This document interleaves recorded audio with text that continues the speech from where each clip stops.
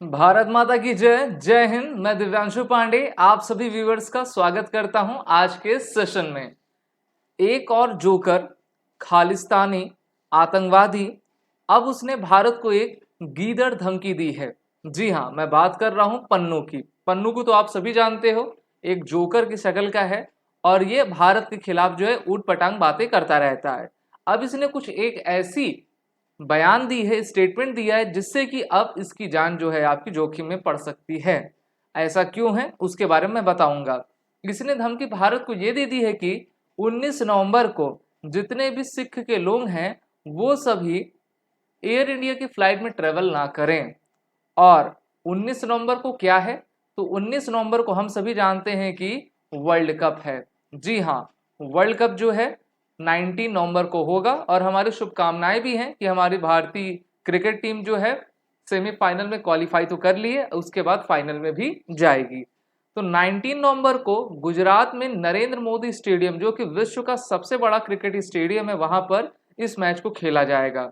और इसने भारत को धमकी ये दी है कि इस मैच के दौरान एयर इंडिया फ्लाइट में हम बॉम्ब को रख के जो है उस फ्लाइट को कहां पर आपका डाल देंगे, नरेंद्र मोदी स्टेडियम में, जहां पर 1 लाख से ज्यादा की भीड़ आपकी रहती है। और इस हमले के जरिए भारत को ये संदेश देंगे कि हम खालिस्तान बनाना चाहते हैं। खालिस्तान का आइडिया आप सभी जानते हो कि 70s 80 के दशक से काफी तेजी से चल रहा है। जब इंदिरा गांधी जी की मृत्यु हुई थी उसके बाद से ही इस आपकी चीजों को किया गया था।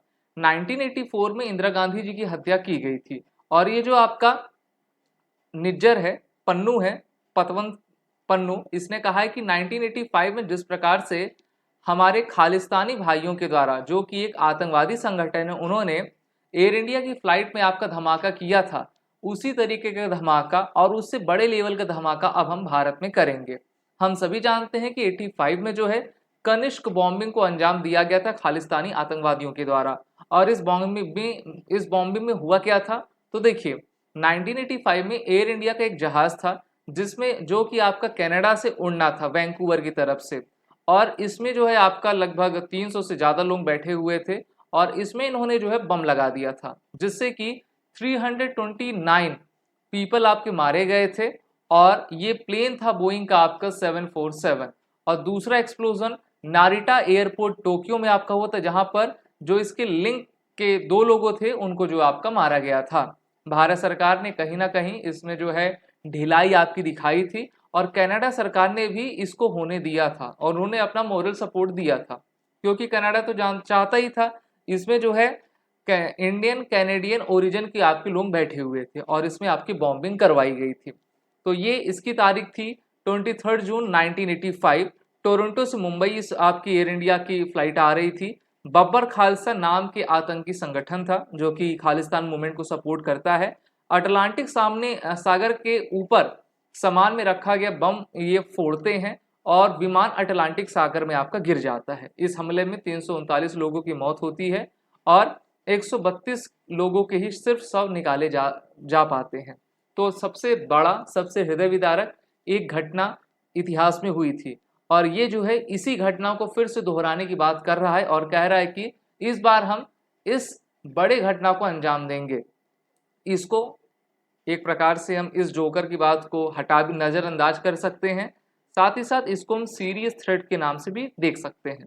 हम जानते हैं कि अगर वर्ल्ड कप होगा तो उसकी सिक्योरिटी तो टाइट होती ही है और इस प्रकार के जो गीदड़ धमकी देने वाले लोग होते हैं वो अपना एक प्रकार से लाइमलाइट में आना चाहते हैं। लेकिन इस जोकर जैसे शक्ल को बता दूं, भारत अब उस समय का भारत नहीं है। भारत अब काफी स्ट्रांग, काफी सशक्त है और इस प्रकार के खालिस्तानी जोकरों को ऊपर पहुंचाने की तैयारी भारत जरूर आपका करेगा। हम जानते हैं कि कनाडा और भारत के रिलेशन अभी बिल्कुल भी सही नहीं चल रहे हैं, क्योंकि कनाडा का जो पप्पू प्राइम मिनिस्टर है जिसका नाम जस्टिन ट्रूडो है, वो आपका सपोर्ट करता है खालिस्तानियों को। अब खालिस्तानियों को सपोर्ट क्यों करता है, क्योंकि सरकार इसकी कहीं ना कहीं वोट बैंक इन्हीं से प्राप्त करती है और इसके दल में भी खालिस्तान समर्थित आतंकवादी के लोग हैं, यानी कि गवर्नमेंट में भी लोग हैं। अभी G20 2023 की समिट आपकी हुई थी जहां पर भारत ने खालिस्तान का मुद्दा उठाया था और कनाडा से कहा था जो हमारे हाई कमिश्नर डिप्लोमेट्स कनाडा में रह रहे हैं उनकी सिक्योरिटी को इंश्योर किया जाए, क्योंकि खालिस्तानी जो आतंकवादी हैं, उनके समर्थक हैं, उनके द्वारा हमारे डिप्लोमेट हाई कमिश्नर ऑफिस में आकर काफ़ी अभद्र व्यवहार, पथराव आपका किया जाता है। लेकिन इन्होंने क्या कहा कि देखिए हम इस पर विचार करेंगे, लेकिन हम एक डेमोक्रेटिक नेशन हैं, तो हम किसी के आंदोलन को रोक नहीं सकते। यानी कि इन्होंने कहा कि देखिए उनको करना है तो करने दीजिए, इस पे हम कुछ नहीं कर सकते।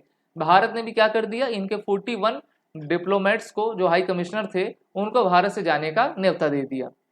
और इससे 10 बिलियन यूएस डॉलर की जो इकोनॉमी है कनाडा की, जो भारत की बदौलत चलती है, उसको सबसे ज़्यादा धक्का लगा है। अभी रिसेंट में आप देखो, एक के बाद एक जो है काफ़ी आतंकवादी आपके मरते जा रहे हैं। और कनाडा की सरकार ने भारत के ऊपर आरोप ये लगा दिया है कि इन आतंकवादियों को मारने में भारत सरकार का और उनकी रॉ का हाथ है। जब भारत ने उनसे कहा कि चलो अच्छा हमको सोर्स दे दो ना, आपको इंफॉर्मेशन कहाँ से प्राप्त हुई, तो ये कहते हैं कि ओपन सोर्स डेटा से हमको प्राप्त हुआ है। अब भाई ओपन सोर्स, जाहिल पप्पू, कब सुधरेगा तू, हमारे यहाँ पे भी एक पप्पू है, अब क्या ही करें। तो इनके द्वारा कहा गया कि ओपन सोर्स है। ओपन सोर्स तो गूगल भी होता है, एक बच्चा भी आपका टाइप कर दे, उसको बहुत सारी इंफॉर्मेशन मिल जाए। तुम एक देश के राष्ट्राध्यक्ष होते हुए किसी ओपन सोर्स पर कैसे भरोसा कर सकते हो, और दो देशों के रिलेशन को कैसे खराब कर पाते हो। पंजाब के ज़्यादातर लोग आपके कनाडा को प्रेफरेंस देते हैं, और बहुत सारे, जैसे आजकल जितने भी पंजाब में यूथ्स हैं, तो उनका बचपन में ये सपना हो जाता है कि हमको कनाडा जाके पढ़ाई करनी है। अब ऐसा होता क्यों है, जैसे आप यूपी बिहार में देखोगे तो जो ज़्यादा युवा होते हैं उनके मन में आईएएस आईपीएस ऑफिसर बनने का वो रहता है। क्यों? क्योंकि वो सराउंडिंग वैसे प्राप्त करते हैं। उसी प्रकार से पंजाब में क्या रहता है, हमको कनाडा जाना है जी, कनाडा जाना है, ठीक है। कनाडा जाते हैं, अपने देश की संस्कृति कहीं ना कहीं भूल जाते हैं, और ऐसे दरिद्र दानव के चपेट में पड़ के जो है खालिस्तान मूवमेंट में आपका शरीक हो जाते हैं। एक जाहिल सिंगर की बात मैंने आपसे की ही थी, जिसका नाम है शुभ ना, नाम शुभ नहीं, उसका अशुभ होना चाहिए। और उसको भारत में काफी झटका आपका मिला था। अभी उसने एक कॉन्सर्ट में जो है अपने टी शर्ट पर जो है खालिस्तान का मैप चिपकाया था, जिसको फिर से उसको आपका गाली दी गई थी, और हमने भी भर भर के गाली दी, क्योंकि इस प्रकार के जो खालिस्तानी हैं उनकी जगह भारत में तो बिल्कुल भी नहीं है। और हमें भी ये चाहिए कि हम उनको बिल्कुल आपका सपोर्ट ना करें। भारत एक है, श्रेष्ठ है और महान है। हमको किसी भी तरीके से जाति में, क्षेत्र में, भाषा में नहीं बंटना है। हम सनातन धर्मी हैं और हमको हमेशा एक रहना है। ये जितने भी खालिस्तानी हैं, ये जितने भी कम्युनिस्ट हैं, जिहादी हैं, वो हमें आपके भाषाई, क्षेत्रीय, जाति आधार पर बांटना चाहते हैं, लेकिन हमको हमेशा एक रहना है। और एक रहने में ही भारत की ताकत है, और इसी ताकत के साथ, इसी शक्ति के साथ हम इनसे निपट सकते हैं। अभी विजयदशमी हुआ था तो हमने पुतला जलाया था, इसी प्रकार से इनका भी पुतला जलाना है। और ये जो आपका पन्नू है, उसको तो सही तरीके से आपका सबक सिखाना है। हमारी रणभूमि की ये मांग है कि भारत सरकार इसके खिलाफ कुछ करे, और इसको ऐसा करे कि सीधा इसको जो है किडनैप करके ले आए, और फिर इसको दे चपेटा इतना लगाए कि इसकी बुद्धि आपकी हरी हो जाए।